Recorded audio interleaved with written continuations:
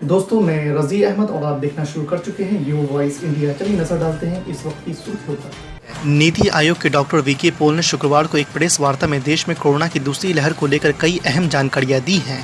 स्वास्थ्य मंत्रालय की तरफ से बताया गया है कि देश में पिछले कुछ दिनों से हर रोज कोरोना के लगभग 45,000 केस आ रहे हैं। स्वास्थ्य विभाग का कहना है कि ये नंबर कम नहीं है। ये नंबर इसलिए कम लगते हैं क्योंकि बीते हुए दिनों में देश कोरोना के पीक से गुजर चुका है। आपको बता दें कि इस प्रेस वार्ता के दौरान डॉक्टर वीके पॉल ने ये भी बताया है कि देश से कोरोना की दूसरी लहर कब खत्म होगी। जानकारी दी गई है कि जब देश में कोविड के केस प्रतिदिन 10,000 पर पहुंच जाएंगे और ये आंकड़ा कम से कम 3 हफ्तों तक स्थिर रहा, तब ऐसा कहा जा सकता है कि कोरोना की दूसरी लहर खत्म होने के कगार पर है। संसद का मानसून सत्र 19 जुलाई से शुरू हो रहा है। विपक्ष ने कई मुद्दों पर सरकार को संसद के अंदर घेरने की योजना बनाई है, तो संसद के बाहर भी इस सत्र के दौरान हंगामा देखने को मिल सकता है। दरअसल अभी 3 कृषि कानूनों को हटाने की मांग को लेकर किसानों का प्रदर्शन खत्म नहीं हुआ है। इस बीच सोमवार को संयुक्त किसान मोर्चा ने ऐलान किया है कि वो पूरे मानसून सत्र के दौरान हर दिन विपक्षी पार्टियों को एक वार्निंग लेटर भेजेगा। इस लेटर के जरिए संसद के अंदर बैठे विपक्षी पार्टियों के सदस्यों से कहा जाएगा कि वो संसद में किसानों की आवाज़ को उठाएं। संसद के अंदर के अलावा सरकार के खिलाफ संसद के बाहर मोर्चाबंदी का प्लान भी संयुक्त किसान मोर्चा ने बनाया है। कांग्रेस नेता राहुल गांधी ने रविवार को केंद्र सरकार पर चुटकी लेते हुए कहा है कि मंत्रियों की संख्या बढ़ गई है, लेकिन कोविड के टीके नहीं बढ़े हैं। उन्होंने रोजाना हो रहे टीकाकरण का चार्ट भी साझा किया है, जिसके अनुसार दिसंबर 2021 तक सभी नागरिकों का टीकाकरण पूरा करने के लक्ष्य से भी बहुत दूर है। आपको बता दें कि राहुल गांधी ने ट्वीट किया है कि मंत्रियों की संख्या बढ़ी है, वैक्सीन की नहीं। उन्होंने हैशटैग लगाया है टीका कहाँ है। आपको बता दें कि केंद्र की प्रधानमंत्री नरेंद्र मोदी की सरकार में 43 मंत्रियों के शामिल होने के बाद राहुल गांधी ने ये टिप्पणी की है। उत्तर प्रदेश में संजय सिंह ने कहा है कि उनकी पार्टी केजरीवाल मॉडल पर चुनाव लड़ेगी। 300 यूनिट बिजली फ्री देगी, शिक्षा, पानी और स्वास्थ्य सेवाएं निःशुल्क रहेगी। जिसे रोजगार नहीं मिल पाएगा उसे बेरोजगारी भत्ता मिलेगा। शीघ्र ही पार्टी प्रमुख प्रदेश में इसकी घोषणा करेंगे। आपको बता दें कि संजय सिंह ने कहा है कि समाजवादी पार्टी के साथ चुनाव लड़ने पर अभी कोई फैसला नहीं हुआ है। यदि यूपी के हित में ऐसा कोई फैसला हुआ तो बताया जाएगा। आपको बता दें कि किदवई नगर में पत्रकारों से बातचीत में जनसंख्या नीति पर उन्होंने कहा कि स्थानीय निकायों में 2 बच्चों का नियम लागू होगा, लेकिन सांसद और विधायक के चुनाव में छूट क्यों दी जाएगी। ये खबर 19 जुलाई से संसद का मानसून सत्र शुरू हो रहा है। संसद के अंदर मोदी सरकार को घेरने के लिए कांग्रेस पार्टी बड़ी रणनीतिक फेरबदल करने की योजना पर काम कर रही है। संसद का सत्र शुरू होने से पहले कांग्रेस पार्टी ने 14 जुलाई को अपनी संसदीय रणनीतिक समूह की एक बैठक बुलाई है। आपको बता दें कि संसद सत्र के शुरू होने से ठीक पहले कांग्रेस की इस बैठक को काफ़ी अहम माना जा रहा है। ये बैठक पार्टी के अंतरिम अध्यक्ष सोनिया गांधी की अध्यक्षता में होनी है। यह बैठक वर्चुअल होगी, जिसमें पार्टी के कई वरिष्ठ नेता शामिल होंगे। पश्चिम बंगाल में बड़े बदलाव की तैयारी में है बीजेपी। बागियों को दिखा सकती है बाहर का रास्ता, तो वहीं वफादारों को मिल सकता है इनाम। जी हाँ, आपको बता दें कि पश्चिम बंगाल में हार के बाद उपजे हालत भाजपा के लिए काफ़ी मुश्किल साबित हो रही है।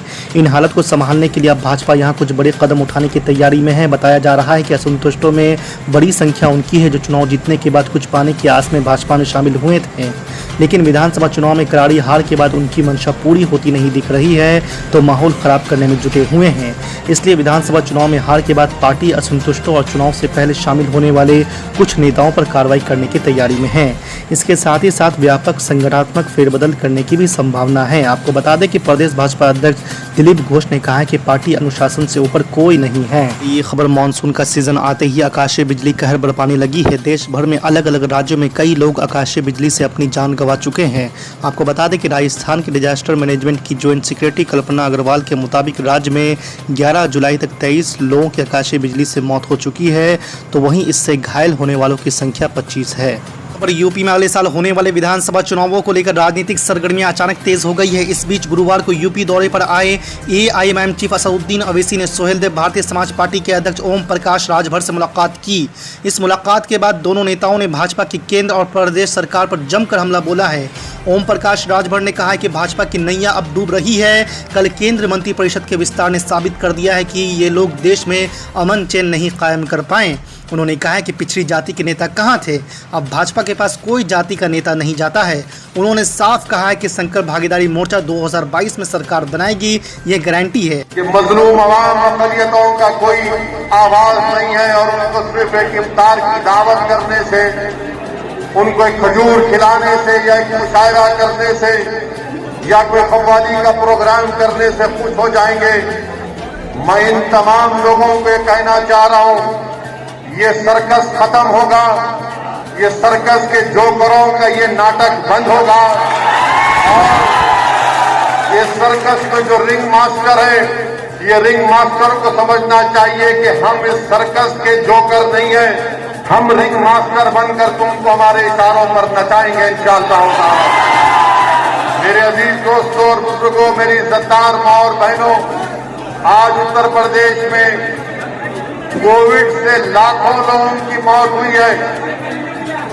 गंगा के ऊपर गरीबों की लाशें बह रही थी, नदी के किनारे लाशों को कुत्ते लौट कर खा रहे थे, लोगों आवाम को ऑक्सीजन नहीं मिल रहा था, अस्पताल का बेड नहीं मिल रहा था। आज जो बेवा हमारी बहनें बेवा हो चुकी हैं, वो बड़ी उम्मीद के साथ ओम प्रकाश राजभर के भारतीय संकल्प मोर्चा की तरफ देख रही है। उत्तर प्रदेश में योगी का मुकाबला होगा। मुल्क में मखरूज होने का कई असबाब हैं, वजह है, मगर सबसे बड़ी वजह है कि अगर कोई गरीब के खानदान में बीमार पड़ जाता तो वो कर्जों के चक्कर में पड़ जाता, तो उसको देखते हुए हमको उस्मानिया बिल्डिंग को बनाने का और बनाएंगे इंशाअल्लाह ताला। मैं जो है ये चीखने पुकारने वालों से मेरे कोई फर्क नहीं पड़ता, क्योंकि ये मौका है, सही वक्त है। तो मैं ये बोलना भी चाह रहा हूं कि बनाएंगे हम इंशाअल्लाह ताला, चाहे वो हेरिटेज की बिल्डिंग को रखते नहीं रखते, वो केसीआर का मसला है। सांप मेरे गले में डाल के नहीं करने वाला हूं, सांप उनके गले में पड़ेगा, उन्हें संभालो सांप। हमारे को बिल्डिंग हो, नई बिल्डिंग होना और बनाएंगे इंशाअल्लाह ताला, लड़ेंगे सीएम से बोला। इसमें अहमद पाशा कादरी साहब और जाफरी साहब जाकर हेल्थ सेक्रेटरी जनाब रिजवी साहब से ही बात की, तो रिजवी साहब भी बोले कि हाँ साहब ये आपका प्रपोजल है। हाई कोर्ट में भी 2 केसेस हैं, एक अब परसों हाईकोर्ट बोल दिया आप तय करो, बोल हाईकोर्ट खुद बोल दिया तय करो उसको, क्योंकि ये समझना है हम, और हम कराएंगे इंशाअल्लाह ताला। मैं कोई वो इस तरह का सियासतदान नहीं हूं कि खाली वाह थालियों के फैसले लूंगा, हम लेंगे फैसले, लेंगे, सख्त होंगे, आवाम को समझाएंगे। और गरीब जानता इस बात को, जो लोग अस्पताल का बेड नहीं मिलने की वजह से जो अपने अजीजों को, अपने वालिद को, अपने बीवी बच्चों को खो दिए, वो मेरी बात को समझे। जो कोई नहीं खोए उनको समझ में नहीं आता, उनको तारीख में रहना है, जाके तारीख में रहो। मैं तारीख बनाना चाहता हूं और बना कर रहूंगा इंशाअल्लाह। मेरी आप तमाम से गुजारिश है कि इस तरह के फलाही काम करने वाले इदारों को हम तमाम को इनका साथ देना है, इनको मजबूत करना है, और अगर कुछ भी नहीं कर सकते तो उनके लिए दुआ करना है। अगर आप तनकीद करना चाहते तो आप कुछ करो, बनाओ, ऐसा इस तरह बनाओ, बना के दिखाओ। मगर यहाँ पे क्या है कि बस खाली तनकीद करना हमारी जिंदगी का मकसद है, तो करो तनकीद आप, मगर आप पीछे होते जा रहे हो।